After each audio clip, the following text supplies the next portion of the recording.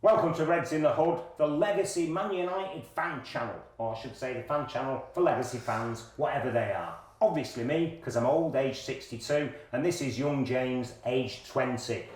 Brought up, drilled, brainwashed into being a United fan from a very, very young age. And I used to think exactly the same way as him when I was his age. Obviously, new season is starting off. Brighton, our first game, always tricky opponents. What are your feelings about it? I don't know. One side of me thinks we'll just beat them 4-0, but the other side is very worried that it'll be the same. They'll beat us 4-0 like they did last time. But no, I'm relatively confident, but they do keep the ball very well. It'll be a good test, though. I think it's a very good first game to see if the new possession football that Ten Hag brings in will kind of pay off. But without De Jong coming in, it's looking a bit negative at the moment with all the comments, but I think we'll be all right.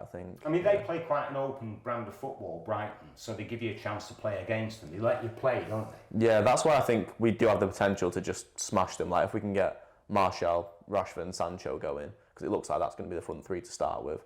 So if we can get them going and firing in the first game, then it looks good. And then Ronaldo to come in, obviously, as well. But I don't know, I do feel like the midfield is still a bit light though, so I think the midfield battle will be crucial. Midfield's been light for years. Yeah, I know it has been, but especially now just after losing Pogba and Matic, and we've not really replaced them. Like you can't really say Eriksen on a free is replacing them, really, even though we've taken Brentford's best player, but he goes on our bench really, doesn't he? Yes, Eriksen. I mean, Brentford, we will talk in it in a minute about the teams we would both like to see relegated.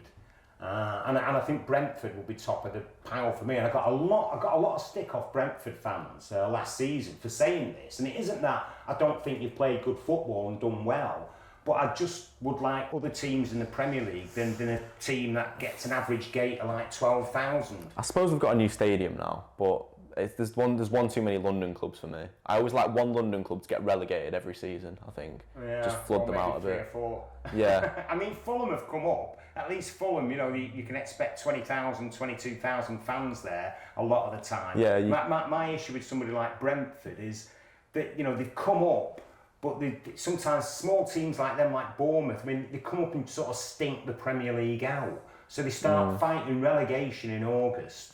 And that's all you ever get. They don't seem to offer much more than that. And although it's great for their fans, it's kind of...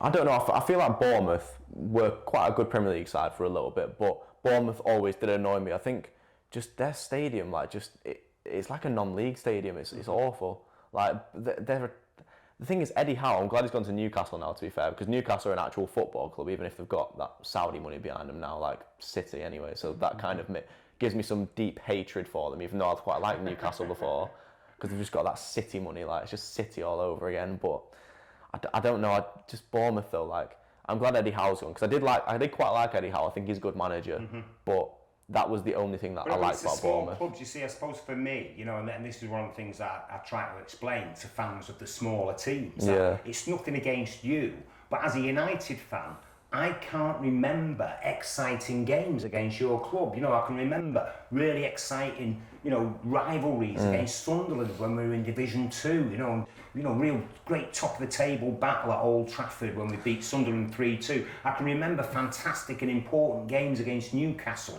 I can remember really great games against Nottingham Forest, I remember Clough's Forest beating United 4-0 at Old Trafford. I think it's just when Tommy Docherty was there in our second season in the first division after being in the second division. I can remember rivalries with Sheffield Wednesday, with all those... Bruce's headers, with Sheffield United, and great games with all these teams. Even Norwich when we were in Division 2. No, I hate Norwich. We had a massive rivalry with Norwich when we were in Division 2. And now it's like... Yeah, Norwich is not. The thing is, in Norwich, it sounds really weird. No. But what I'm saying is, so I've got some emotion invested in those games. I have no emotion invested in a game against Brentford. For me, I mean, to be fair, it kind of works with Brentford. It's almost like, because obviously, like your era is a bit different to mine, but mine is more like, the nostalgia almost of like one kit playing another. So like United versus Chelsea, it's always like the kind of, just the kits, it looks like kind of like an iconic game to me, just from when I was younger, like watching Drogba versus like Ronaldo and stuff like that. So obviously, like I quite like the way almost like the kits look against each other, like United versus Sunderland. I remember when Sunderland, like in 2012, you know, when City won the title, like I think that was Will Keane's debut actually. He came on as a 17-year-old, but they beat us like, God knows how, like they beat us though, and then that obviously gave City the title in the end because we just slipped up, and even against like Wigan and stuff like that, for me, they're quite nostalgic, but I just don't really care about Brentford. Like the only good thing about Brentford for me, like what I brought up before, was Christian Eriksen, because I just liked Christian Eriksen, but now he's gone, I don't like care. Like they're one of them teams that I couldn't name you 3 players from Brentford really. Ivan Toney. It's one. Okay, there you go. Christian Eriksen. Oh, he's gone. Yeah, but actually, there's probably more players on the pitch than fans in the crowd. Sorry, don't complain. It's a joke. That's all. But yeah, I again, you know, back to United. I mean, we've got a really tough start. So we've got Brighton. I know we've got Liverpool and Arsenal quite early on. Yeah, I don't know exactly Liverpool, when, but Arsenal. I thought is Chelsea soon? Yeah, I mean the first 4 games are quite tough, and it's kind of if we don't have Frankie de Jong or somebody, are they going to buy Ruben Neves? Are they going to get Tielemans? I mean the thing is, even if these players don't go straight into the team, we need to have a bigger squad.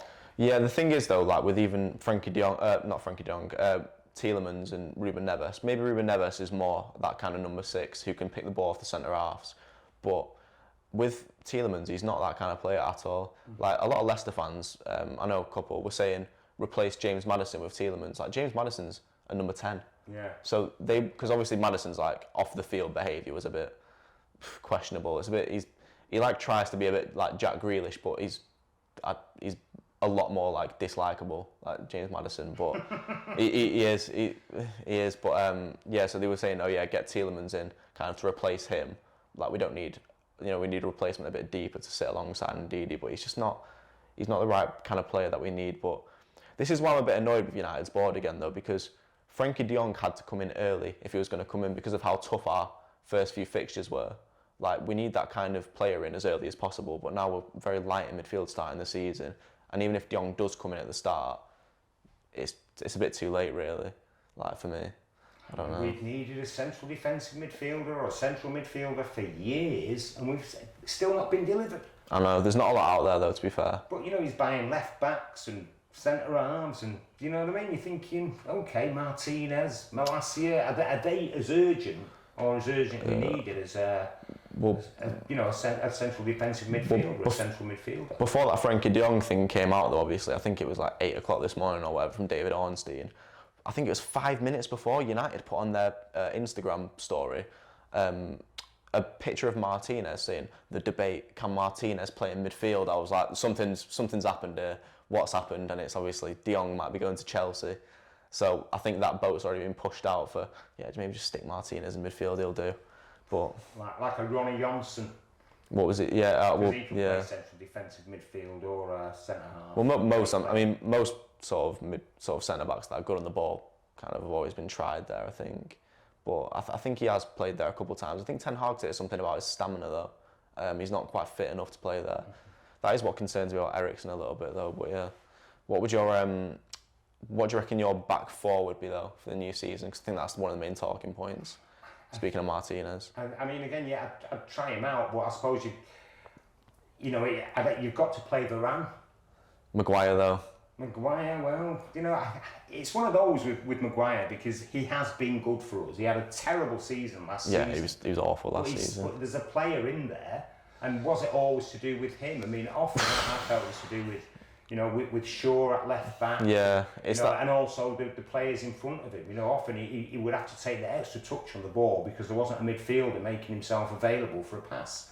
Yeah, I mean, because it's just McTominay. He almost hides behind the sort of midfielders. It's quite odd. Like I think he made one pass, didn't he, in the second half against Chelsea? Our whole midfield was too easy to play against. So yeah, the ball coming out from the back was always going to be telegraphed, and then what would happen is often that Maguire would then panic, then he'd just pass it to the left, which is Luke Shaw or what's his name, Tellez. Do you know what I mean? And then of course the opposition knew that would close you down, and you were getting pressed in your own half. It is weird to be fair because you had that left hand side which was Maguire, Shaw, Rashford, and the season we finished second. It was like, oh, that's brilliant, that kind of for England as well. And then it was just don't know what happened last season. Listen, they have all these data analysis, don't they? Data analysts, and they go, oh, look, you do this and that'll stop that happening. It's not the same as it was in the olden days. Yeah. Like you can't get away with as much. I remember when United first came up from the old Division 2 and we were walloping everybody. And we played Sheffield United, who were a decent side at the time at Old Trafford, and beat them 5-1. And this was with a United side with an average age of 22 and an average height of about 5'7".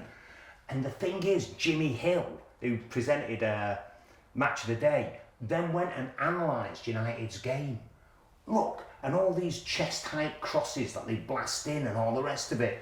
After that, we didn't win a game for the next 5 because all of the teams said, stop those crosses coming in, clamp down on the wingers. It's been weird things that we did. Well, wasn't that the thing with Big Ron where he'd put a man on the line? Was that a thing? Ron Atkinson, and he's always done this, was whenever the opposition had a free kick against you, he would always put a defender on the line with the goalkeeper. Yeah. And he would only concede maybe 1 goal a season from a free kick. Yeah, I remember all the goalies hated it. Because he's putting me off, and he's saying, don't matter, he's putting them off more. Yeah, I remember Ander Herrera trying to do that against, I think it was Swansea, and then Sigurdsson and then De Gea was like, no, get out, and then Sigurdsson just stuck it in the top corner, and it was like, well, could have done with him being there. Yeah, well, Big Ron Atkinson, that was one of his favourite kind of, little ploys and everything. Yeah. I mean, I always get excited, and I'm always optimistic about new seasons with United. Even the season we got relegated, I was fairly optimistic. Although we did start that season with George Best.